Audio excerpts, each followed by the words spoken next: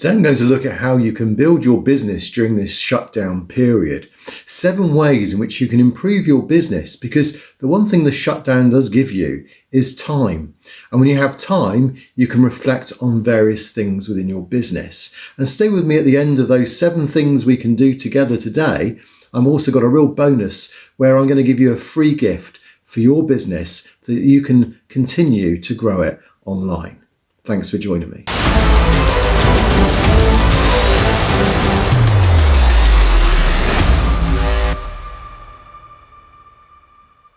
I'm Zane from Zanet Design, and I help businesses like yours grow on the web. So at the moment, we're going to particularly look at how we can improve your business if you have a bit of extra time. Now, you may be in a sad situation that we find many businesses in at the moment, where they're working from home. Maybe their productivity is coming to perhaps a much more of a slower rate than it used to be. But it is an opportunity to reuse the time in a different way. Now, that's the one thing the shutdown does give you, is time. But that time will gradually disappear. There was an expression, tell time where to go rather than wonder where time went. And what we want to do is use our time in a way that's going to benefit our business. So it gives you an opportunity to do things that maybe you've intended to do with your business for maybe even many years. Well, hopefully with these 7 things, you're going to find that concentrating in these 7 areas today that we go through together, by the end of that'll be a good use of your time, so that when you do go back to normal business, you'll find that the investment you put in with this time will pay dividends in the long run. So let's look at the 7 ways then that you can improve your business with all this extra time you have during the shutdown period. The first one is to consider just having a fresh approach. When we talk about a fresh approach, what are we meaning? Well, you probably know your business really well. You know the products, you know your services. Have you ever considered looking at your business from an outsider's point of view? Now, maybe you have others in the house that can look at it with you. Maybe you could just say, look at my website, look at my branding, just have a fresh approach at looking at your website. And also, can you get that frame of mind so that you try to forget everything you know about your business? And now just imagine that you visit your website for the first time. Does it really tell the visitor, which is you now, what you do accurately? Does it really give you a way in which you should take a focus within the website? Is there kind of a roadway for them to take, a path to actually then contacting you or purchasing your services? And taking that fresh look, looking at it from a different perspective, looking at it from a person who knows nothing about your business, may just conjure up or bring to your mind a few areas you need to improve. Now, that might include looking at things like your brochure, looking at your branding. Does it feel perhaps it's slightly old-fashioned? Has the approach totally changed when it comes to how things now look? When you read your brochure through, does it really reflect your current services and products? Does its copyright show 2016? Does it need updating? The fact is that when you have a fresh approach on all the various ways in which you contact an outsider, you may suddenly realise why people haven't picked up the phone in the past. Maybe you'll see things that you've never liked about your business. Well, now's the time to highlight what these are and then isolate them, and then make it your goal to rewrite them over the next few weeks. And that's a great use of your time. So that's my first thing, is have a fresh approach to your business. So the second area is that of values. Now, maybe your values have changed. Maybe the values of your company or your business when you first set it up have now changed because of the way in which the business has changed. So just think about what your values are. What is it that you really value? What makes you unique? How are you going to appeal to your customers so that they can see the value that you offer? Maybe you could think about some of your goals as well with those values, and also how your branding, does it support those values? Do you have a statement, a company statement, which no longer reflects your values? Does your branding maybe need a tagline to go with it that will enhance the values that you want people to get from your company itself when they visit? So all these things kind of come together. And when you put them together, they should all agree with each other. They should all compound into stating what you do well, what your values are, and also what goals you're trying to accomplish by means of those areas. So just rethink, re-establish what your values are today, and then just make sure that your business and your statements and your website and your logos and your branding and all these things together are still supporting what you intended in the first place. The third area is to look at the processes you're using. So you may find that certain things have been a process you've had for a long time, and there are tools that have come along that can automate some of those things that you do. Or it could be that you're using a certain process and you're not aware that others are doing it in a far more efficient way. So by changing a process that you do, you may find you save yourself several hours a week. Maybe it's your accounting system, maybe it's the way in which you control emails, maybe it's to do with your CRM or your CMS. There are various things you can do that will just enhance your processes. So have a look, see if there's something that could be more efficient. Could you streamline a certain thing? Could you make certain rules or principles to apply to the company so that things work more smoothly? It's a little bit like just oiling all the mechanics again, maybe taking the gears out and just making sure they're all nicely lubricated and put them back together again. And if something's not really working well or something's grinding, well then change it. Because you'll find that there are greater things out there today than when you last looked at it, perhaps when you first set your business up. So that would be another thing to consider, is just look at your processes, just make sure they're still working in line with what you're trying to achieve with your business.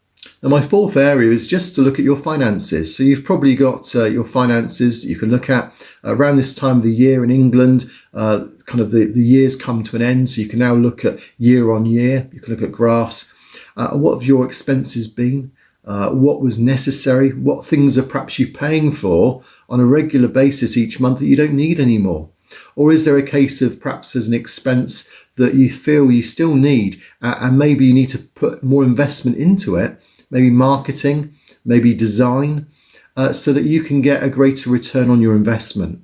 So again, it could be easy to just keep paying the bills, but you could be saving yourself a lot of money by just re-looking at where the ins and outs are, where your expenses are, where the benefits are to your business. And you may find that you can then analyze these things and then see that it's saved you a certain amount of money each month. So that'll be something else to consider.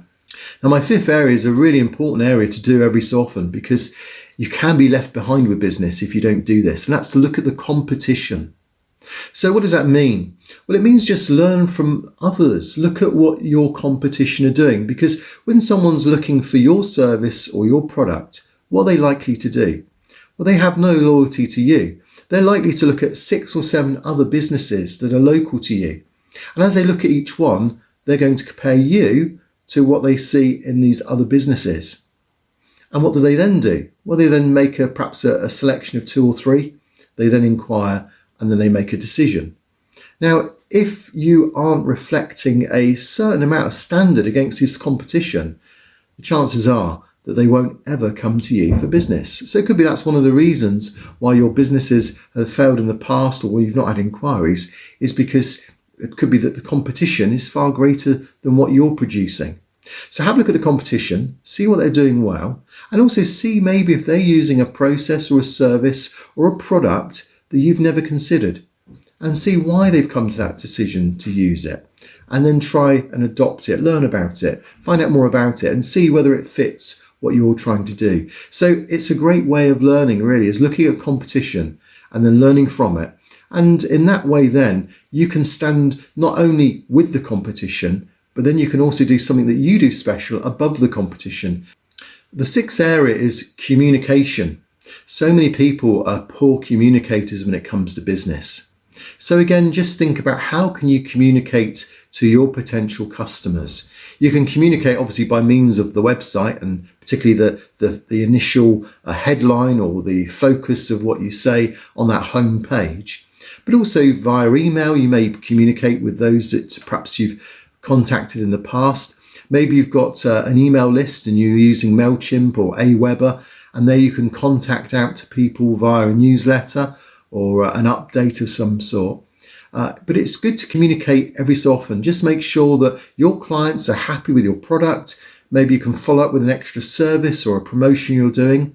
What about making an offer to all of your clients? Why not give them an offer to benefit from? Why not perhaps post that offer on LinkedIn? Post it on Google My Business as well. You've got an opportunity there for offers. All those things will help grow your business if you're able to promote yourself and communicate those things over to your clients. Now, as I mentioned, I do have an offer for you, and it's a free offer as well. So just bear with me, because at the end of this video, I'm going to reveal what that offer is. And that's my way of perhaps reaching out to those of you that are following my channel. And hopefully you'll benefit from this, and your business will certainly benefit from it in the coming weeks. So we'll look at that in a moment. But the final one, the seventh area, is that of social media. So what is social media? Well, we've all heard of Twitter, Facebook, but also from a professional point of view, it can still be used in a significant way. I know many small businesses have had tremendous success in advertising on Facebook, on Google Ads, even on LinkedIn you can do advertising. So that may be one way to consider getting new business, is looking at those areas and perhaps setting aside a budget for advertising. But also you can do a lot of advertising through just free social media. And that really means just making sure that when you blog, you put that information out in various areas as well. So maybe if you've written an interesting blog about your product or your service, your company, then obviously let others know about it by means of LinkedIn, Google My Business posts, Twitter, and so on. And you'll see that by doing that, it builds up a regularity and people become familiar with you. The purpose of that really is so that next time someone thinks about, oh, I need a web designer, then hopefully they'll think about you, because they've seen on a regular basis you promoting your web design business. And that goes the same with all businesses. That's just from my perspective. So communicating is one of the things we mentioned previously, but social media is a great way to do that. But at the same time, keep it up to date. If you have social media that's 2 or 3 years out of date, then it tends to have a negative effect. So an up-to-date social media package is really important.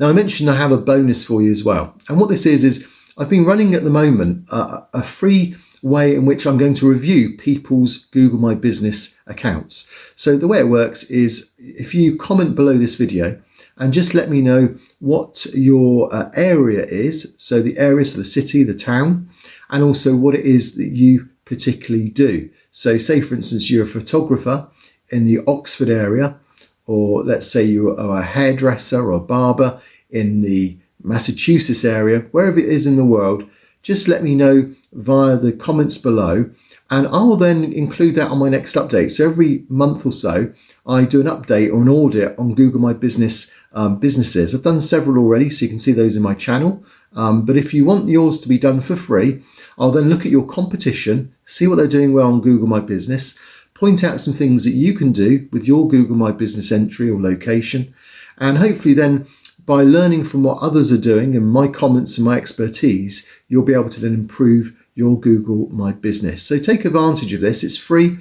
and it means that you'll probably get some type of information through the video that will then give you some pointers as to how you can really refine your Google My Business account or location. So hopefully that'll be useful. And I'll leave a video below now or above in the information that will just show how that audit works, so you'll get an idea of what you'll be able to benefit from. And it's free as well, so I don't charge for it. Thanks very much for joining me. Hope this has been useful. Hopefully the shutdown won't be for too long, but this is a great use of time for your business. If you have some spare moments now, follow those 7 steps, take advantage of that free gift that I'm giving at the moment through this video, and I'll see you again soon. Thanks.